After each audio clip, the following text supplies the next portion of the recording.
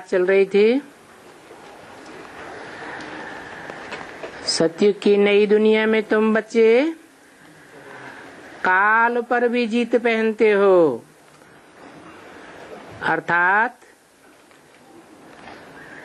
तुम बच्चों की इच्छा के बिना वहां काल भी नहीं आता है, अर्थात कोई की मृत्यु नहीं हो सकती।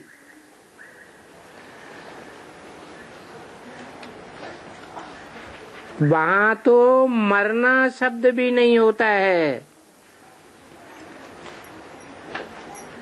जैसे कि तुम यहाँ जीते जी मरते हो, तो जीते जी मरना भी दो प्रकार का हो गया।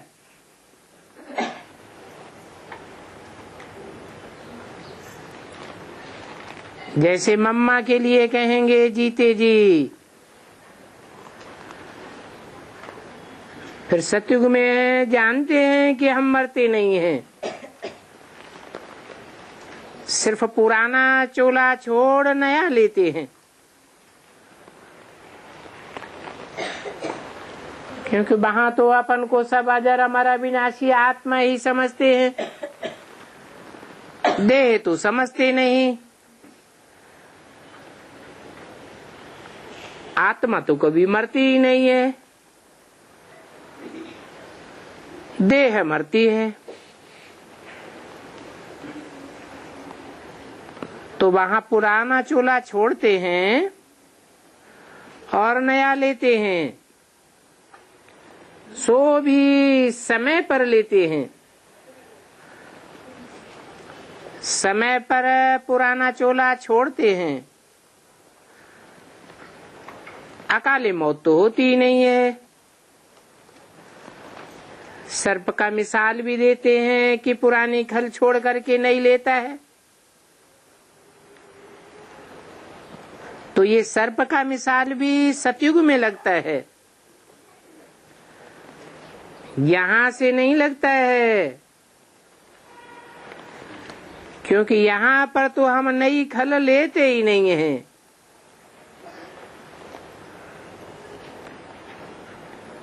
यहाँ माना पुरानी दुनिया में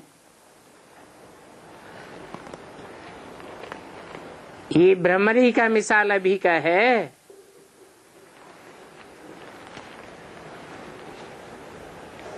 सन्यासी फिर ये मिसाल देने लग पड़ते हैं।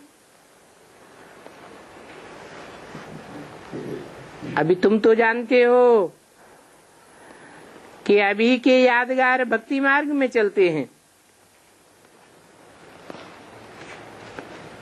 तो कुछ तो शास्त्रों में लिखा जाता है ना, बाकी कुछ ये कॉपी कर लेते हैं। तो भ्रमरी का भी मिसाल देते हैं। वास्तव में वो सन्यासी तो भ्रमरी का मिसाल दे नहीं सकते, वो तो और ही परिस्थान से जंगल में ले जाते हैं। देखो, ये राजाएं भी पहले घर में रहते थे, फिर इन सन्यासियों ने सन्यास सिखाया तो जंगल में रहने लगे। अभी तुम जितनी जितनी धारणा करेंगे, विशाल बुद्धि होंगे, उतनी तुम अपने लिए कमाई करते रहेंगे। जैसे सर्जन जितना विशाल बुद्धि होता है, उतनी अधिक दवाइयां बुद्धि में रखता है।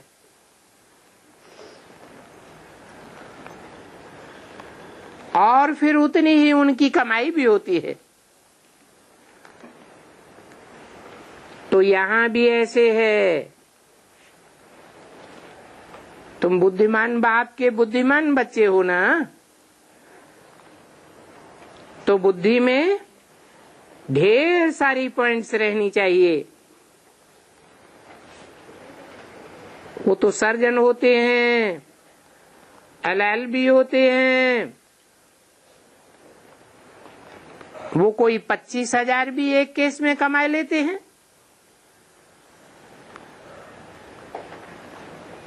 अगर कोई राजा को ठीक कर दिया तो लाखों लाख भी कमा लेते हैं। फिर कोई ऐसे होते हैं जो थोड़ा भी नहीं कमा पाते। तो यहां भी ऐसे हैं।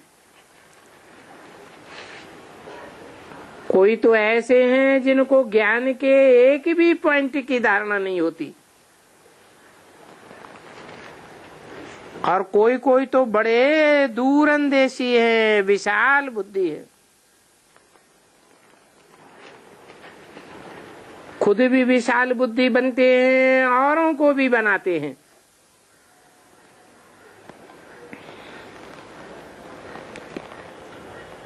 पहले दूरंदेशी, पीछे विशाल बुद्धि कहेंगे। ये समझने की बात है। इस दुनिया में तुम ब्राह्मणों जैसा तो सौभाग्यशाली कोई भी नहीं है, क्योंकि तुम सबको ऊपर ले जाते हो, खुद भी ऊपर जाते हो, औरों को भी ऊपर ले जाते हो। सबसे ऊपर परमपिता परमात्मा है ना, तो तुम उस ऊंचते ऊंच बाप का सबको परिचय देते हो।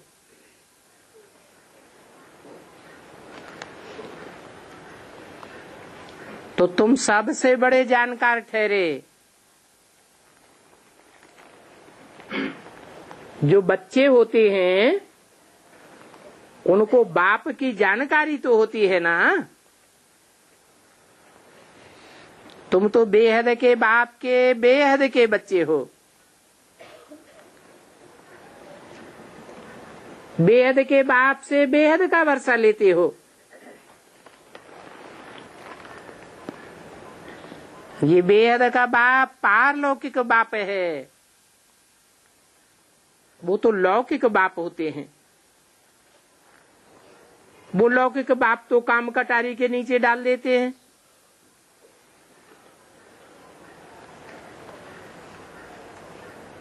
वो नीचे गिराते हैं, ये तो कितना ऊंच ले जाते हैं।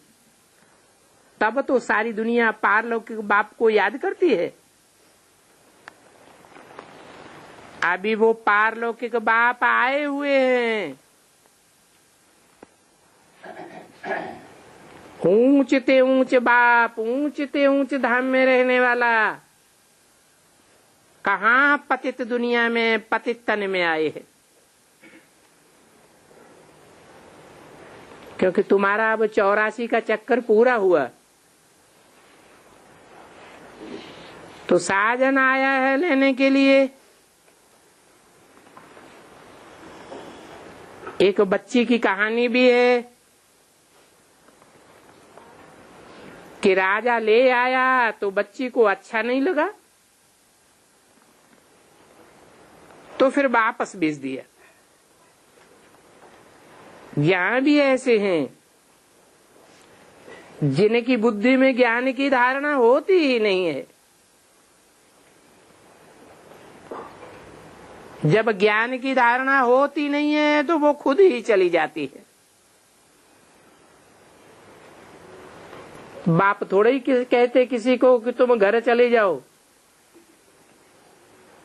बाप थोड़े ही बच्चों को छोड़ते हैं,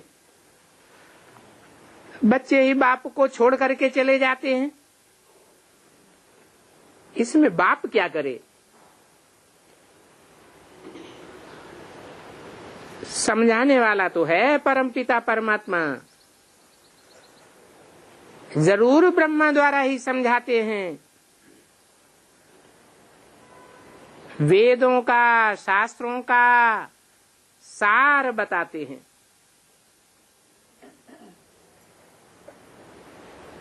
तो वेदों शास्त्रों में भी सार हुआ ना,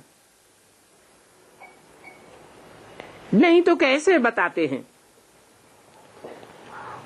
फिर ये भी बताते हैं कि ये वेद शास्त्र कोई धर्म शास्त्र नहीं है,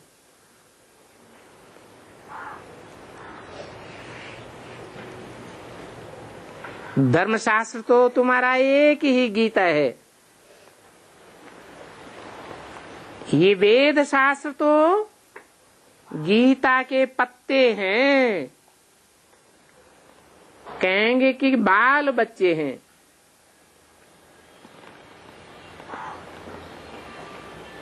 मुख्य धर्म है ही 5।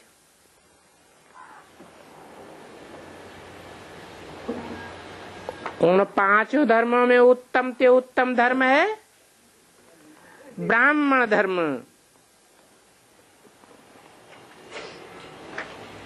हीरे जैसा जन्म तुम ब्राह्मणों का कहेंगे, क्योंकि तुम ब्राह्मण ही देवता बनते हो।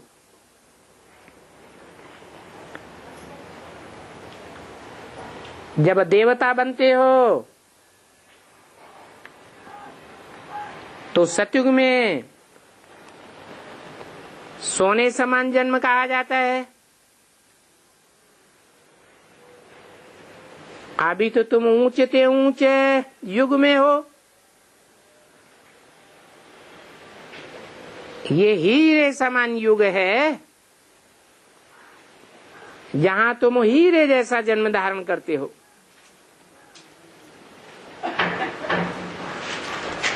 हीरे जैसा जन्म ब्राह्मणों का ही कहेंगे।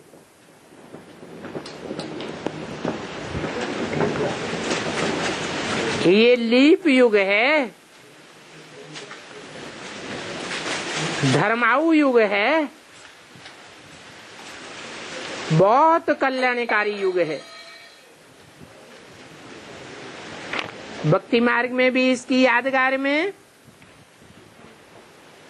लीप मास मनाते हैं,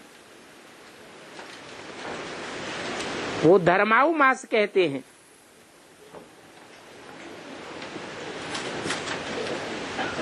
वो भी हर 34 वर्ष मनाते हैं।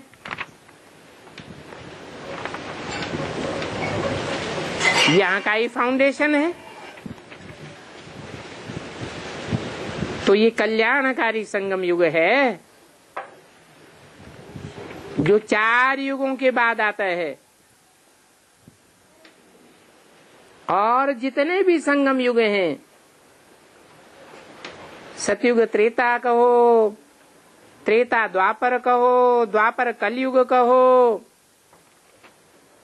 वहां तो नीचे ही उतरना होता है। अकल्याण ही अकल्याण होता जाता है, क्योंकि वहां तुम्हारी डिग्री कम होती जाती है, कलाएं कम होती जाती हैं। तो ये एक ही युग है जो तुम्हारी चढ़ती कला का युग है। क्यों है चढ़ती कला का युग? क्योंकि परमपिता परमात्मा स्वयं आकर के तुमको ऊंचा चढ़ाते हैं। तो हर एक को इन बातों पर माथा मारना पड़े। आज नहीं माथा मारेंगे तो कल माथा मारना पड़ेगा, समझना पड़ेगा और दूसरों को भी समझाना पड़े। सोचना चाहिए कैसे औरों को रास्ता बतावे। यूं तो तुम्हारा ऊंचा से ऊंचा उस्ताद है, रास्ता तो बता ही रहे हैं कि कैसे औरों को समझाओ। फिर भी हर एक का अपना अपना धंधा होता है। एक जैसा धंधा सभी नहीं कर सकते। तो ये बुद्धि में आना चाहिए कि कैसे और आत्माओं को इस विकारों की दलदल से निकालें। बेचारे जितना निकलना चाहते हैं उतना ही और ही फंसते जाते हैं। कई तो ऐसे होते हैं जो दूसरों को दलदल से निकालने जाते हैं और खुद फंस जाते हैं।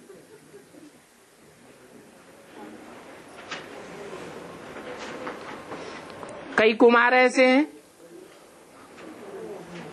उनको कुमारियों पर बड़ी दया आती है, बेचारी की शादी हो जाएगी, निकालने जाते हैं और खुद ही फंस जाते हैं। तो समझाने वाला बड़ा युक्तिवाद चाहिए, समझाने की बड़ी युक्ति चाहिए। पहले तो खुद अच्छी तरह अलफ को जान जावे। अलफ को जानने वाला फिर गिरेगा क्या? अलफ माना ही खड़ा हुआ। अलफ को जानने वाला, उसको बे की बे बादशाही तो मिल ही जाएगी। बादशाही को भी जान जावे, षष्ठी चक्कर को भी जान जावे, परंतु पहले पहले अलफ को जानना पड़े।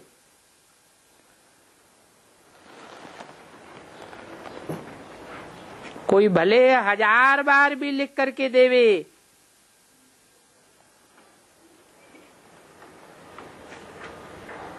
तो भी भूल जाते हैं।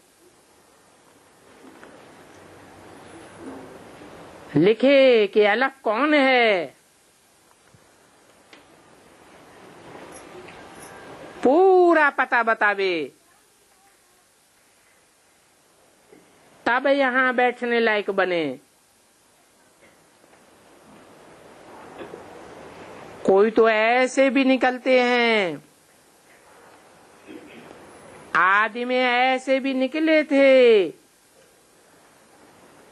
कि ब्लड से लिख करके देते थे।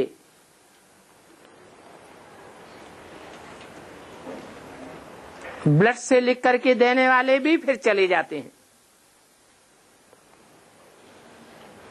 तो देखो, ये माया कोई कम थोड़े ही है।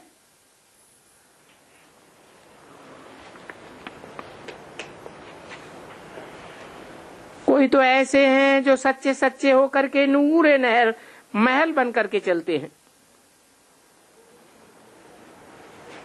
जो छोड़ के चले जाते हैं उनको नूरे महल थोड़े ही कहेंगे। छोड़ के चले गए तो ये तो अंधा महल हो गया। ये पुरुषोत्तम संगम पर तो नूरे महल से भी अच्छे हैं, क्योंकि ये ब्राह्मण चोटी हैं। जब बायजोली खेलते हैं, परिक्रमा लगाते हैं, तो पहले पहले चोटी है। तुम बच्चों ने विराट रूप में भी ब्राह्मण चोटी को पहले रखा है।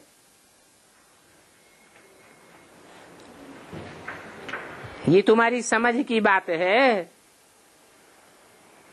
भक्ति मार्ग में तो ब्राह्मणों को ही उड़ा दिया। विराट रूप में देवताओं को दिखाएंगे, क्षत्रियों को दिखाएंगे, वैश्यों को दिखाएंगे, पांव समान शूद्रों को दिखाएंगे, ब्राह्मणों को दिखाते ही नहीं हैं। परंतु ये तो समझ की बात है कि ब्राह्मण बनने बगैर देवता कैसे बने। अभी तुम ब्राह्मण वृद्धि को पाते रहते हो,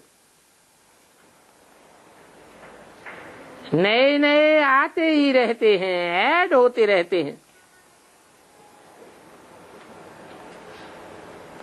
तो देखो, ये प्रजापिता ब्रह्मा के बच्चे हैं, जो दैवी पद पाए रहे हैं। बच्चे 5000 वर्ष के बाद फिर से आए हैं, बाप से मिलने के लिए आए हैं। बाप से वर्षा मिलता है ना, तो वर्षा पाने के लिए आए हैं। वर्षा है ही सदाकाल की सुख शांति का। फिर रावण आता है, अल्पकाल की सुख शांति का वर्षा देने के लिए ललचाता है।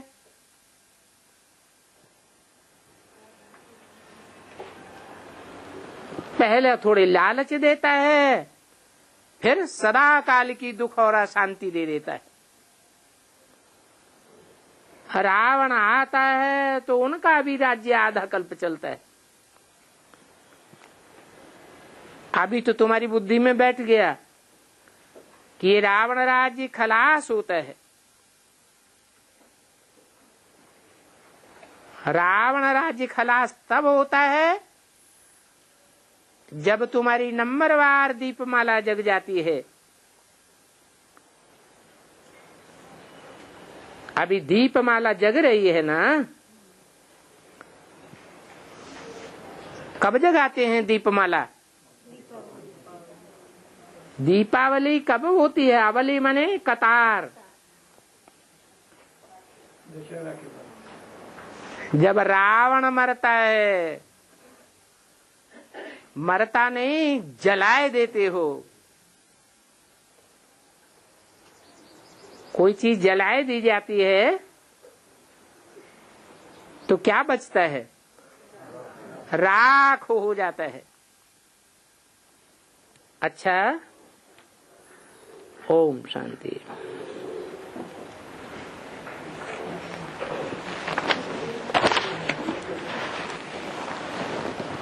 आज की वाणी है 27 अक्टूबर 1965। रिकॉर्ड चला है, न वो हमसे जुदा होंगे न हम उनसे जुदा होंगे।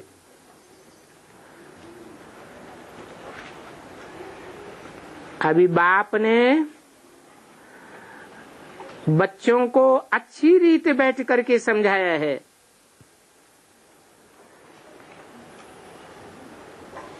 तो बच्चे अंजाम करते हैं क्या? न हम उनसे जुदा होंगे न वो हमसे जुदा होंगे। ये कौन से बाप ने समझाया? जो बच्चे अंजाम करते हैं, पारलौकिक बाप ने समझाया। लौकिक बाप के तो इतने बच्चे नहीं होते हैं। इस पारलौकिक बाप के तो कितने बच्चे हैं। इतने बच्चे आत्माएं हैं जो याद करते रहते हैं, हे पतित पावन सदगति दाता परमपिता परमात्मा। तो पिता कह करके पुकारते हैं। तो परमपिता परमात्मा निराकार भगवान वाच कैसे होता है, वो तुम्हारी बुद्धि में बैठा है। निराकार तो आत्मा भी होती है, फिर कैसे बोलती है? जरूर निराकार आत्मा परम धाम से आती है तो कोई शरीर में प्रवेश करके ही बोलती है। ऐसे ही परमपिता परमात्मा। अंतर क्या है? आत्माओं की प्रवेशता में और परमपिता परमात्मा की प्रवेशता में कोई अंतर है या नहीं है? क्या अंतर है? परमपिता परमात्मा एक मुकर्रर रथ में ही आते हैं, जिनको कहा जाता है परम पिता। परम माता नहीं कहा। और एक ही बार आते हैं।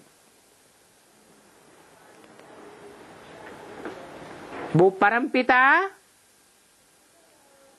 अभोक्ता है और तुम आत्माएं भोगी हो, भोक्ता हो।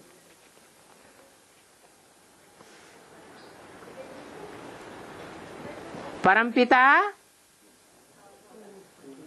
अकर्ता है और तुम आत्माएं करने वाली हो। ऐसे भी नहीं है कि शरीर में प्रवेश करता है तो कुछ करता नहीं है,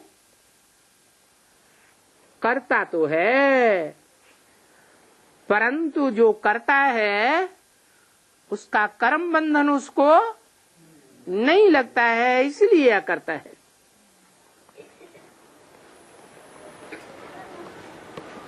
तो निराकार परमात्मा एक ही होता है, दो नहीं होते हैं। बच्चों की बुद्धि में बैठा है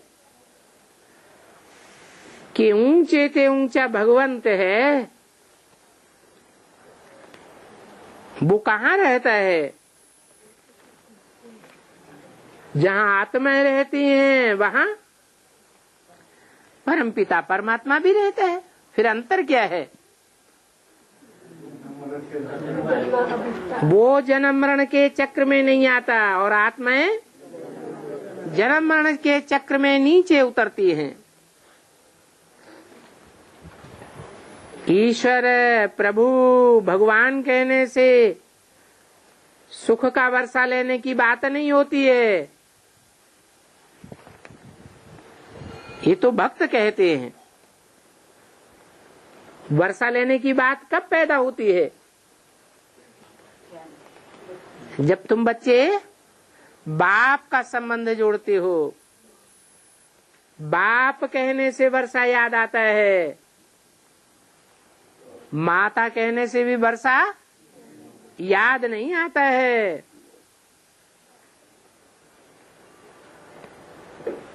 बेसिक में जो बच्चे ब्रह्मा कुमार अपन को कहते हैं, उनकी बुद्धि में आता है कि हम इसी जन्म में सुख शांति का वर्षा लेंगे? क्यों नहीं याद आता? क्योंकि वो अपन को अम्मा कुमार ब्रह्मा कुमार कहते हैं, इसलिए बुद्धि में बैठा हुआ है अगले जन्म में जन्म लेंगे तब स्वर्ग में सुख शांति पावेंगे। तो बाप कहने से वर्षा याद आता है, इसलिए तुम अपने नाम से आगे क्या लिखाते हो? प्रजापिता ब्रह्मा कुमार कुमारी। परंतु दुनिया के मनुष्य तो बाप को जानते ही नहीं हैं। भारतवासी अपनी ही दुर्गति करते हैं रावण की मत पर ड्रामा अनुसार।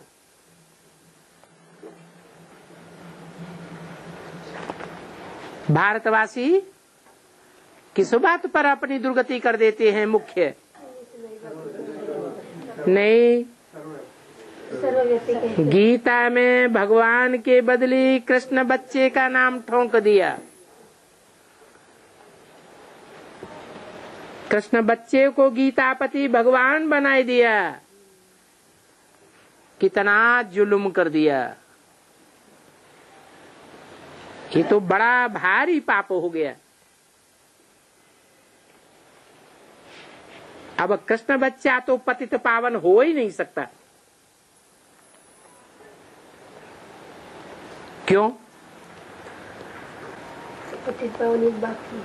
क्यों नहीं हो सकता? क्योंकि बच्चा तो बच्चा है। बच्चे को तो महात्मा कहा जाता है। पतित पावन की बात बच्चा क्या जाने?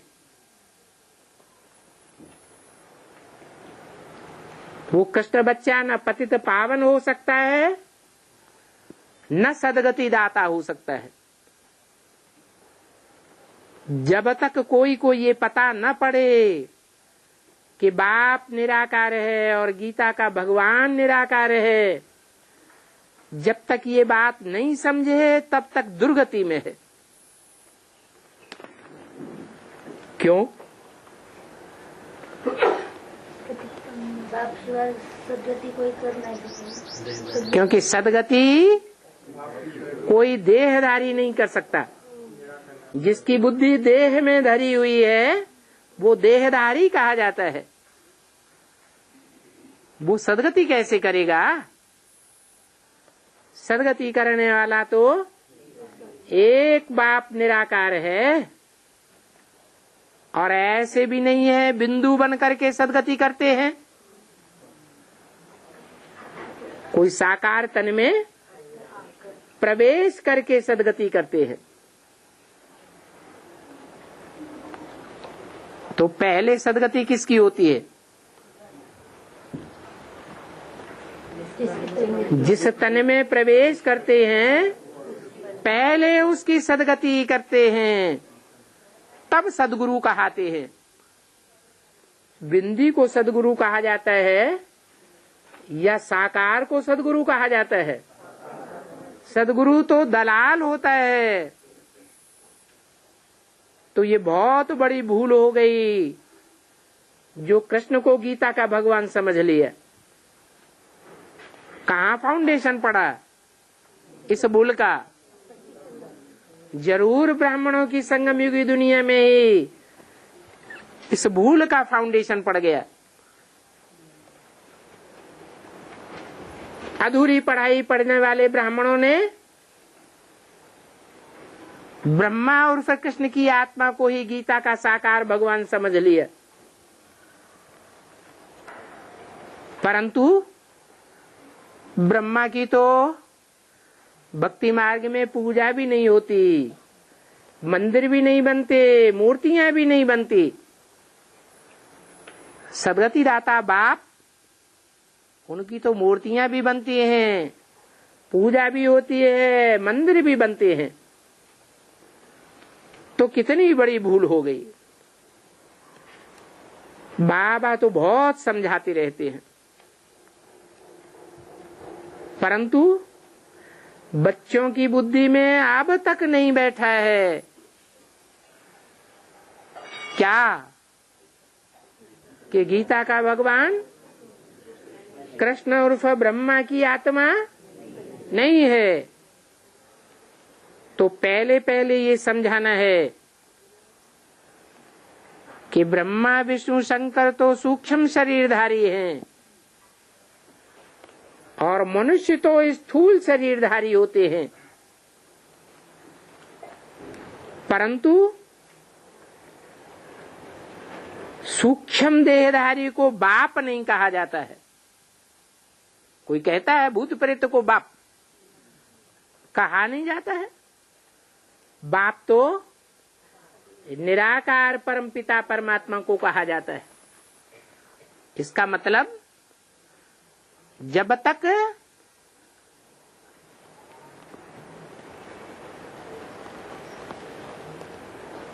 साकार मुकर्रर रथ निराकारी स्टेज को न पकड़े तब तक कोई की सदगति नहीं हो सकती। सब दुर्गति को पाते रहते हैं।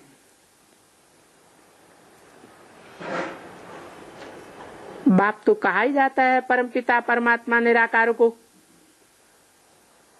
तो भला कौन सी भूल हो गई जो दुर्गति होती है?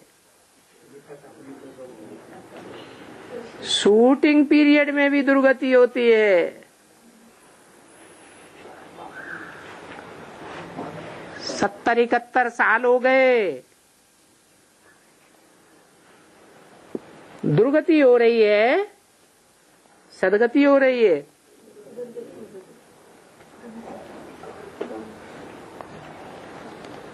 दृष्टि से, वृत्ति से, कर्म इंद्रियों से सदगति में जाने की शूटिंग हो रही है या दुर्गति में जाने की शूटिंग हो रही है? क्यों? दृष्टि से सृष्टि नहीं, क्योंकि जिस मुकर्रर रथ में प्रवेश करते हैं वो मुकर्रर रथ जब तक संपूर्ण निराकारी स्टेज को नहीं पकड़ता तब तक सबकी दुर्गति ही है। गीता सुनाते जाते हैं, सुनते जाते हैं और दुर्गति को पाते जाते हैं।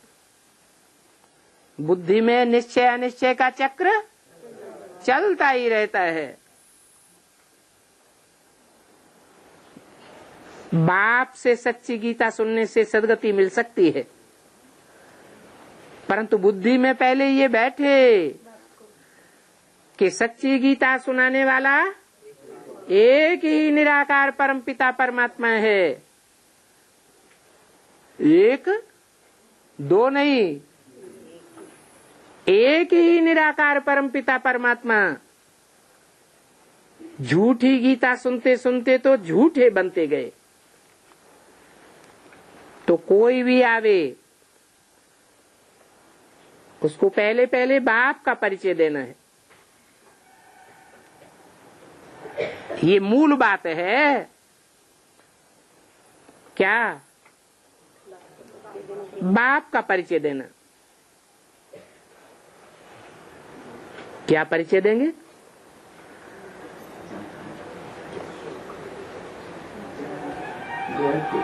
कि बेहद के दो बाप हैं, एक निराकारी और दूसरा साकारी।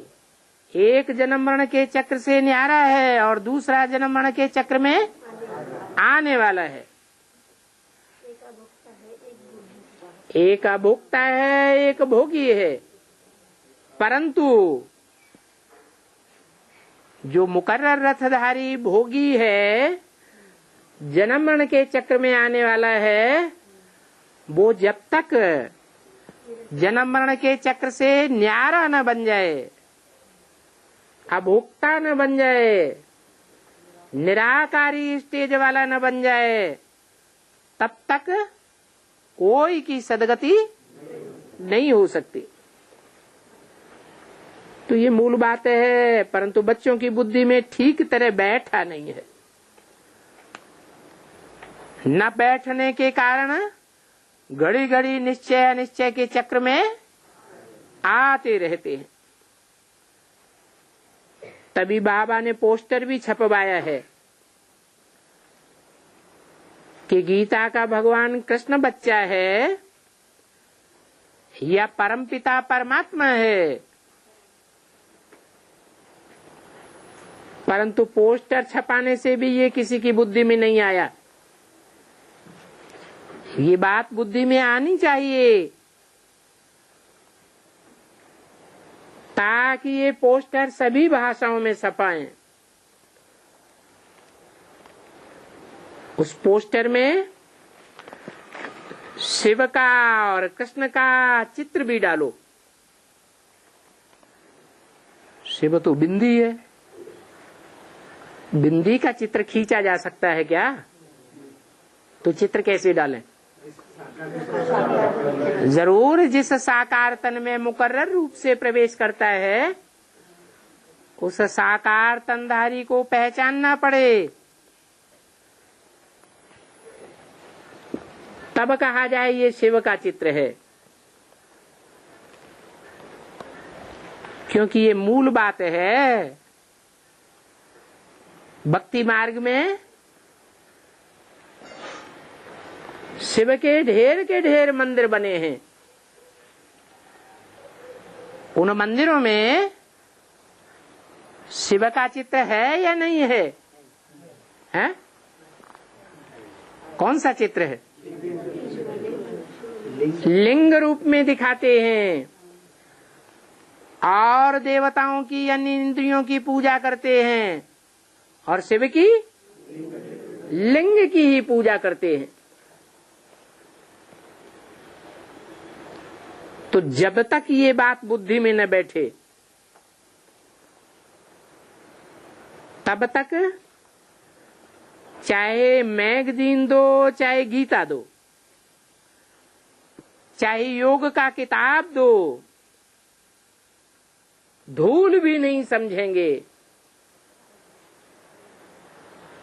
पहले मुख्य बात क्या समझानी है कि वो बाप कैसे निराकारी स्टेज में शिवलिंग के रूप में पूजा जाता है। आत्मा जैसे निराकार है, वैसे परमपिता परमात्मा भी निराकार ज्योति बिंदु है। परंतु पूजा बड़े रूप की होती है या छोटे रूप की होती है? निराकार की पूजा थोड़ी ही होगी। वो निराकार जिस साकार शरीर में प्रवेश करता है, जरूर वो निराकारी स्टेज को पकड़ता है। जब परिपक्व निराकारी स्टेज हो जाती है तो जैसे आंखें देखते हुए भी नहीं देखती, कान सुनते हुए भी नहीं सुनते, सारी दुनिया ग्लानि करती रही है। सारी दुनिया भगवान की भक्ति मार्ग में महिमा करती है, और जब भगवान आते हैं तो ग्लानि करती है। सारी दुनिया एक तरफ, और जिस मुकर्रर रथ में परमपिता परमात्मा आते हैं, संसार में प्रत्यक्ष होते हैं, वो आत्मा एक तरफ। ग्लानि की बातें कान पर रखते हैं क्या? दुनिया में तो मनुष्यों के सामने कोई ग्लानि करता है तो उनको झट क्रोध आ जाता है। आता है या नहीं आता है? क्रोध आ जाता है। और परमपिता परमात्मा उनको कामी, क्रोधी, लोभी, मोही, अहंकारी कोई नहीं कहता। तो ये प्रैक्टिकल बातें हैं। वास्तव में सन्यासियों को गीता पढ़ने का अधिकार नहीं है। उनका नाम ही है सन्यासी। संग माने संपूर्ण, न्यासी माने त्यागी, सब कुछ त्याग दिया। वो तो देवता धर्म के हैं ही नहीं। सतयुग त्रेता में आते हैं या द्वापर के अंत में आते हैं? द्वापर के भी अंत में आते हैं। उनसे पूछो कि गीता किस धर्म का शास्त्र है, तो कोई ब्राह्मण बतावेगा, कोई देवता बतावेगा, कोई दोनों को बतावेंगे।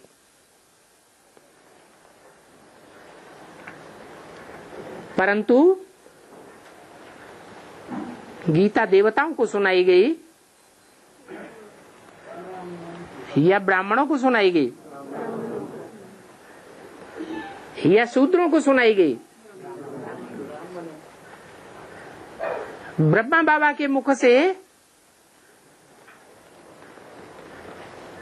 जब ज्ञान दिया गया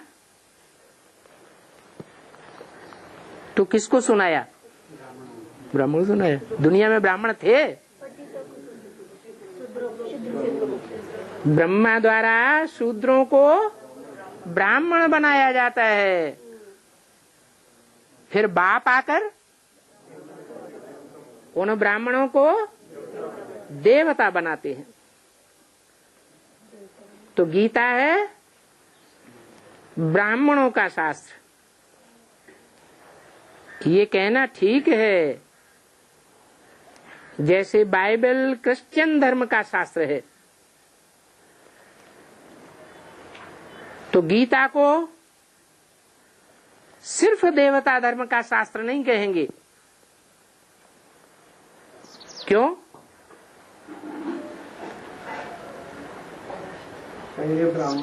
क्योंकि देवता पहले ब्राह्मण थे। जब ब्राह्मण थे तब ही उन्होंने बाप से डायरेक्ट गीता ज्ञान लिया। तो जब तक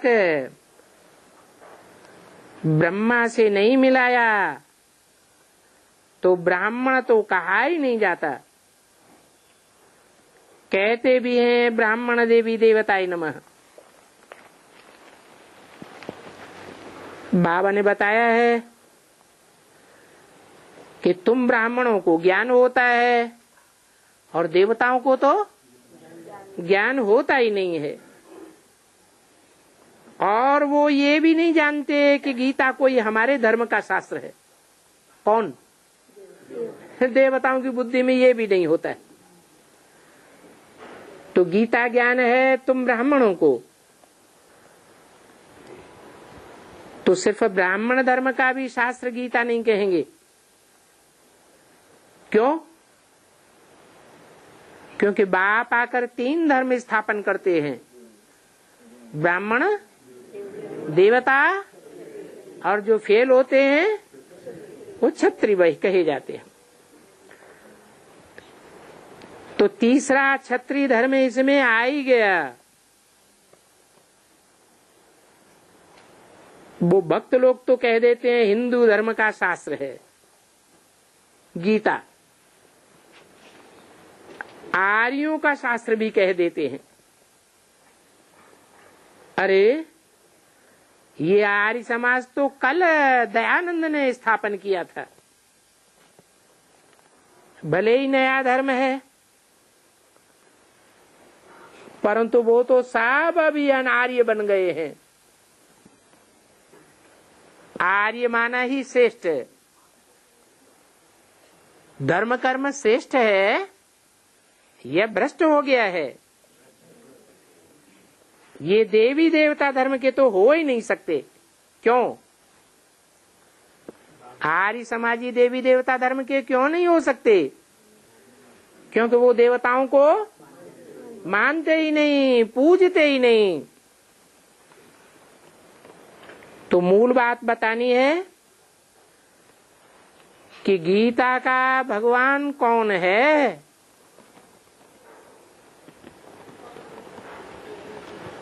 गीता में कृष्ण का नाम डाल देने से गीता को कलंकित कर दिया है।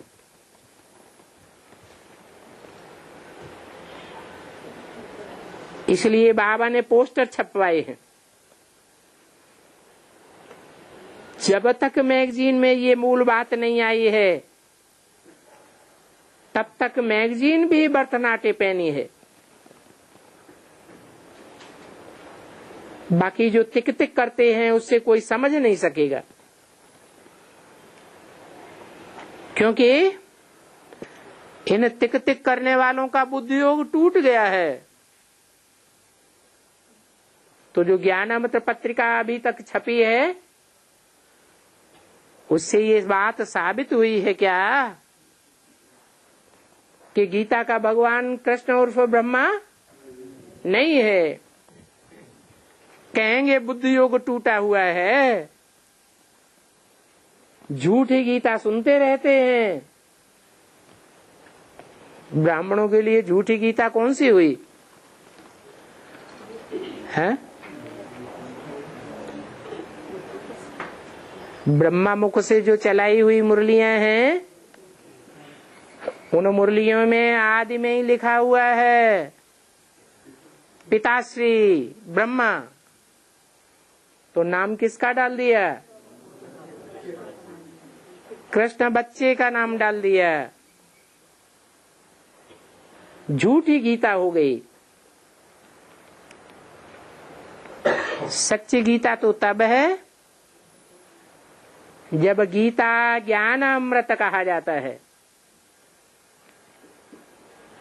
अमृत पीने से अमर बनते हैं या पानी पीने से अमर बनते हैं?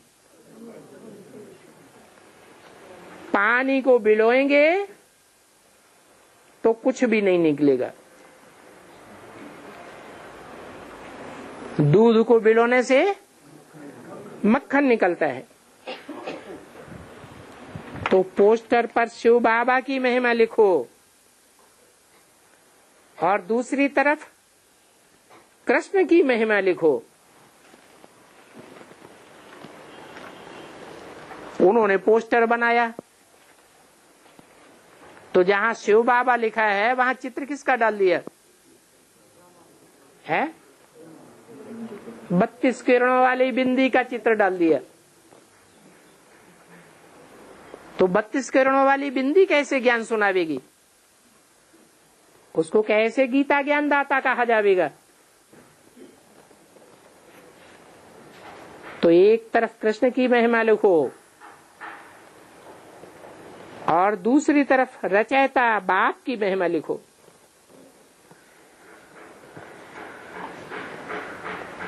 जहां रचयिता अक्षर लिखा हुआ है वहां शिव का, और जहां रचना अक्षर लिखा हुआ है वहां कृष्ण का चित्र दे देना चाहिए। बुद्धि में बैठना चाहिए कि सतयुग में जो कृष्ण बच्चा पैदा होगा वो किसकी रचना है?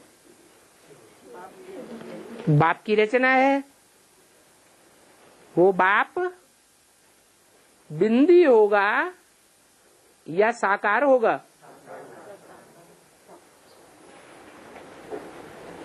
जरूर साकार कृष्ण की रचना साकार बाप से हुई होगी, परंतु बाप निराकार है या साकार है?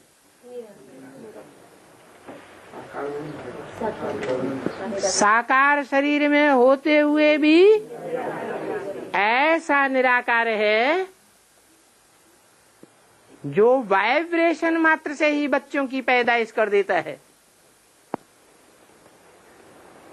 सतयुग में कृष्ण बच्चा होगा, उनके भी बच्चे होंगे या नहीं होंगे? वो बच्चे वाइब्रेशन से पैदा होंगे या शरीर के अंग से पैदा होंगे? वाइब्रेशन पैदा होंगे। कौन सा शरीर का अंग होगा?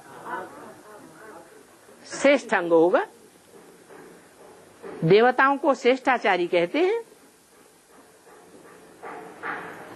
तो बड़ा भारी अंतर हो जाता है रचयिता और रचना में।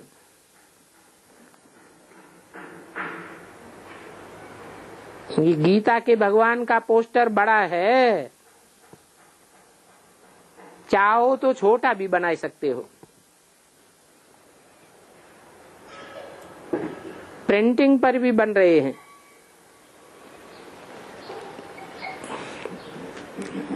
कोई कोई तो हैं जो 10-15 भी माथा खपाते हैं। इकट्ठे लिख करके आते हैं कि शिव बाबा है, ये कृष्ण बच्चा है। पोस्टर बनाते हैं, एक तरफ लिखते हैं ये शिव बाबा है और ये कृष्ण बच्चा है। तो कोई की बुद्धि में बैठेगा कि सतयुग में ये कृष्ण बच्चा बिंदी शिव बाबा से पैदा हुआ? तो देखो लिख करके आते हैं, पोस्टर बनाते हैं, परंतु बुद्धि में नहीं बैठता, अंदर में बैठता ही नहीं। जैसे कि उल्लू के उल्लू ही हैं, उल्टे लटके हुए हैं। बुद्ध रूपी पांव ऊपर की ओर है और मुखड़ा धरनी में लगा हुआ है। तो लिख देना चाहिए कि हर एक को अपना अपना धर्मशास्त्र पढ़ना चाहिए, दूसरे का धर्मशास्त्र नहीं पढ़ना चाहिए। स्वधर्मे निधनम श्रेयः परधर्मो भयावह। भारतवासी तो बिल्कुल व्यभिचारी बन गए हैं। कैसे? अपने धर्मशास्त्र को भूल गए है। और जैसे ही द्वापर युग शुरू हुआ तो मुसलमानों का धर्मशास्त्र पढ़ने लगे। बुद्ध आए तो बुद्ध की पढ़ाई पढ़ने लगे। क्राइस्ट आए तो क्राइस्ट की पढ़ाई पढ़ने लगे। अपने धर्मशास्त्र को न जान औरों की शासन में चलने लग पड़ते हैं, औरों की पढ़ाई पढ़ने लग पड़ते हैं। गीता पाठशाला और लक्ष्मी नारायण का मंदिर बहुत बनाते रहते हैं। भारतवर्ष में गांव-गांव में, शहर-शहर में गीता मंदिर बने हुए हैं।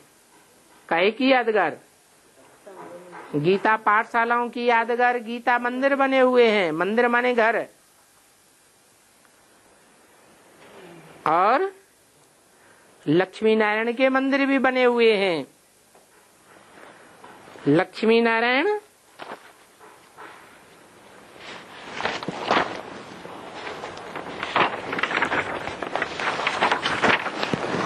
और राधे कृष्ण का संबंध क्या है? जो बनाने वाले हैं मंदिर, वो इस बात को नहीं जानते। किस बात को? कि लक्ष्मी नारायण का और राधे कृष्ण का क्या संबंध है। क्यों नहीं जानते हैं? बेसिक नॉलेज वाले भी जानते हैं, वो भी नहीं जानते। क्यों नहीं जानते? क्योंकि माया बेदी ने इनको वो बंदर बुद्धि बना दिया है, पत्थर बुद्धि बना दिया है। तो पत्थर बुद्धि में ज्ञान की बात बैठती ही नहीं। तुम समझाते भी हो परंतु वो सुनते ही नहीं। अब बंदर भला बाप को क्या जानेंगे? तो क्या साबित बात कर दी मुरली में कि कृष्ण का बाप कौन हुआ? है? कोई कहता बंदर बुद्धि। सत्युग में जो कृष्ण बच्चा पैदा होगा उसका बाप कौन हुआ? नारायण बाप हुआ। परंतु बंदर बुद्धि की बुद्धि में बैठ न सके। जो मनुष्य होंगे वो ही जानेंगे। मनुष्य किसको कहा जाता है? मन से बनता है मनुष्य। जो ज्ञान की बातों पर मनन चिंतन मंथन करता है उसे मनुष्य कहा जाता है। तो मनुष्य ही जानेंगे ना, बंदर थोड़े ही जानेंगे। बाप को नहीं जानते हैं तो निर्धन के हो गए। विद्वान आचार्य श्री श्री 108 जगत गुरु कहलाने वाले सब आर्फन हो गए। ये आर्फन तो धक्के ही खाते रहते। क्या? अभी तो सहयोग लेने के लिए, सहायता लेने के लिए मुसलमानों के पास भी जाने लगे। क्या?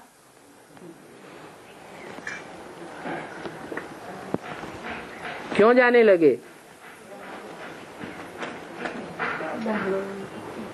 कि देखो आप हमारी लड़ाई में सहयोग करो, हम आपको सच्चाई बताने आए हैं कि हमारे दुश्मन आपकी कैसे ग्लानि करते हैं। देखो इन किताबों में लिखा हुआ है कामी इस्लामी, लोभी मुस्लिम।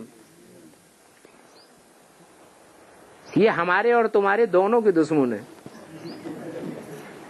तो देखो कहां कहां धक्के खाते रहते हैं। तो पहले पहले ये सिद्ध करना है। क्या? अरे आज खास बात क्या बताई? गीता का भगवान कौन है? गीता का भगवान कृष्ण है। बच्चा बुद्धि है, या मनन चिंतनशील बाप की बुद्धि कौन है? गीता में अभी देखो कितनी बातें बनाई हैं। जितनी गीताओं की टीकाएं निकली हैं, ढेर की ढेर टीकाएं निकली है ना, उन सब टीकाओं में अलग अलग बातें बैठ बनाई है। माध्वाचार्य ने लिख दिया भगवान एक है, आत्मा अनेक है। तो शंकराचार्य ने लिख दिया क्या? आत्मा भी एक है और परमात्मा भी एक है। कितना अंतर हो जाता है, रात दिन का फर्क हो गया। और फिर उन गीता पाठशालाओं का, जहां ये गीताएं और उनकी टीकाएं बैठ सुनाते हैं, उनका मान कितना है। तो अभी देवता और ब्राह्मण धर्म प्रायः लोप हो गया है। सच्चाई किसी की बुद्धि में है ही नहीं। तभी तो भक्ति मार्ग वाले कहते हैं ब्राह्मण देवी देवताय नमः। वो कौन से ब्राह्मण हैं? जिनको देवता समझकर नमन करते हैं, पूजन करते हैं, घर में ले जाके खाना खिलाते हैं, वस्त्र पहनाते हैं। उनको ये मालूम ही नहीं है कि ब्राह्मण देवता कैसे बने। कैसे बने हैं? भगवान जब आते हैं तो शूद्रों को ब्रह्मा द्वारा ब्राह्मण बनाते हैं, अम्मा द्वारा ब्राह्मण बनाते हैं, फिर बाप खुद आकर के उन ब्राह्मणों को देवता बनाते हैं। तो ये बातें कौन बतावेगा? बाप कहते हैं कि मैं ब्रह्मा मुखवंशावली बनाए फिर तुमको देवता बनाता हूं।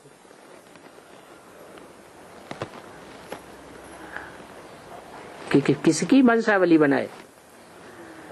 ब्रह्मा की मुखवंशावली बनाए। मैं कुखवंशावली नहीं बनाता हूं, लेकिन बनने वाले खुद बन जाते हैं। तो गीता हो गई ब्राह्मण देवी देवता धर्म का शास्त्र। सिर्फ कहें देवता धर्म का तो लक्ष्मी नारायण में ज्ञान है ही नहीं।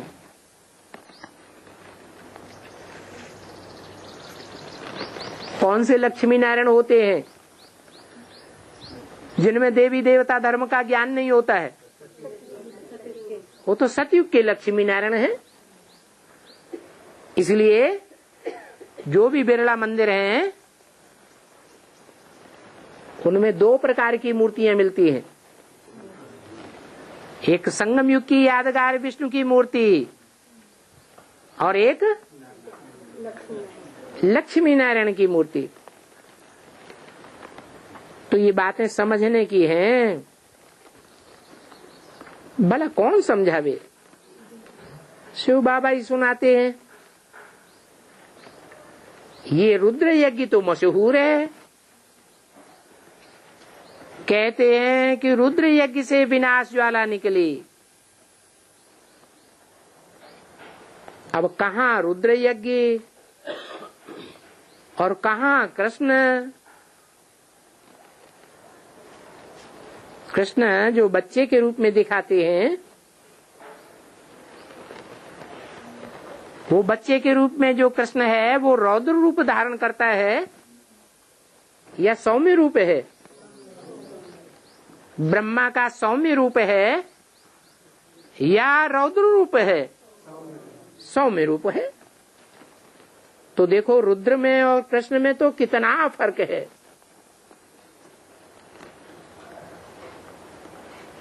रुद्र से रुद्रमाला बनती है अभी इस रुद्र ज्ञान यज्ञ के बाद फिर सतयुग में कोई भी मैटेरियल यज्ञ नहीं रचा जाता। इस रुद्रयान यज्ञ की भी अभी शूटिंग हो रही है और मैटेरियल यज्ञ की भी शूटिंग हो रही है। मैटेरियल यज्ञ की शूटिंग कौन करते हैं? मेले मलाखड़ी करो, चित्र इकट्ठे करो, कॉन्फ्रेंस करो,